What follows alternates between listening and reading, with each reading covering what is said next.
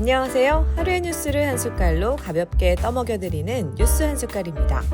9월 15일 주요 이슈 3가지 전해드립니다.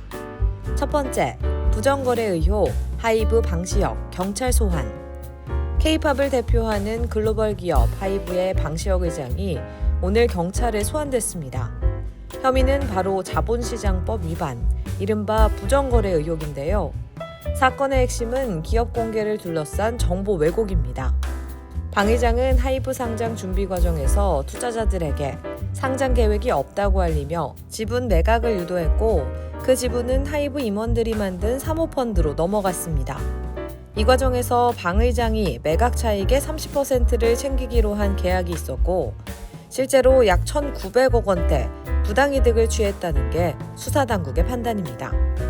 문제는 이 같은 계약과 이익 배분이 증권신고서 등 공시문서에 제대로 기재되지 않았다는 점인데요.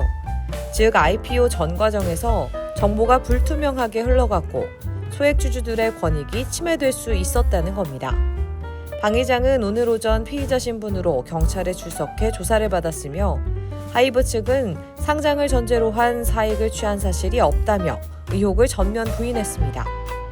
이번 사건은 단순히 한 기업 경영진의 개인 의혹을 넘어 한국 자본시장에서 투명한 정보 공개와 공정한 거래가 얼마나 중요한지를 보여주는 사례입니다.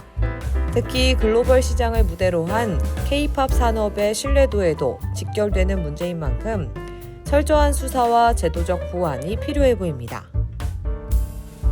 두 번째, 고 이재석 경사 동료들 영웅 만든다고 함구 강요. 인천해양경찰서 소속 고 이재석 경사 사건이 새로운 논란을 불러일으키고 있습니다. 이 경사는 지난 9월 11일 새벽 인천 영흥도 인근 갯벌에서 고립된 70대 중국인 노인을 구조하던 중 바닷물에 휩쓸려 순직했습니다. 그는 노인에게 자신의 구명조끼를 벗어 입히고 홀로 바다에 들어가 끝내 돌아오지 못했는데요.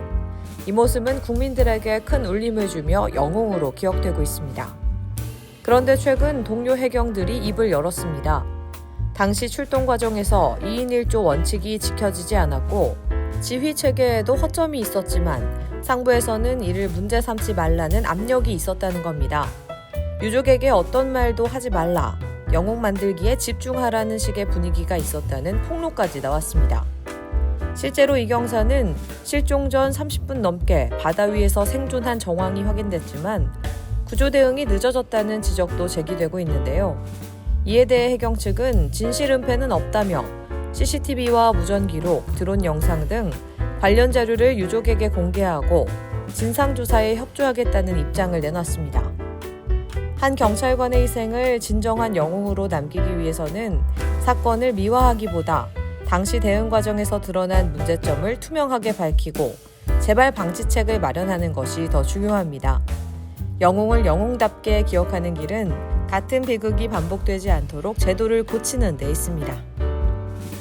세 번째, 민주 조희대 대법원장 사퇴, 국힘 사법부 훼손. 정치권이 이번에는 사법부 수장을 두고 정면 충돌했습니다. 더불어민주당은 최근 논란의 중심에 선 조희대 대법원장을 향해 스스로 자리에서 물러나야 한다고 공개적으로 요구했는데요. 민주당은 조 대법원장이 내란 전담재판부 설치 문제 등에서 정치적 중립성을 지키지 못했다고 주장합니다. 정청래 대표는 사법부에 대한 국민 불신을 수습하려면 대법원장이 직접 책임져야 한다며 탄핵 가능성까지 거론했고 추미애 법사위원장도 사법부 권위가 땅에 떨어졌다며 가세했습니다. 반면 국민의힘은 강하게 반발했습니다.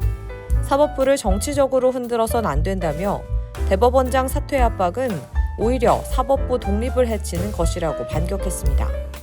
대통령실 역시 국회 의견을 존중하지만 헌법 정신과 국민 뜻도 고려해야 한다며 신중한 태도를 보였습니다.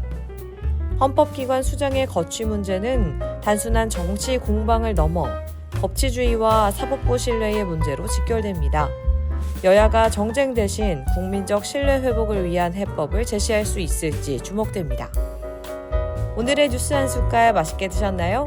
구독과 좋아요 잊지 마시고요. 다음 시간에도 더 알찬 뉴스로 한 숟갈 떠드릴게요.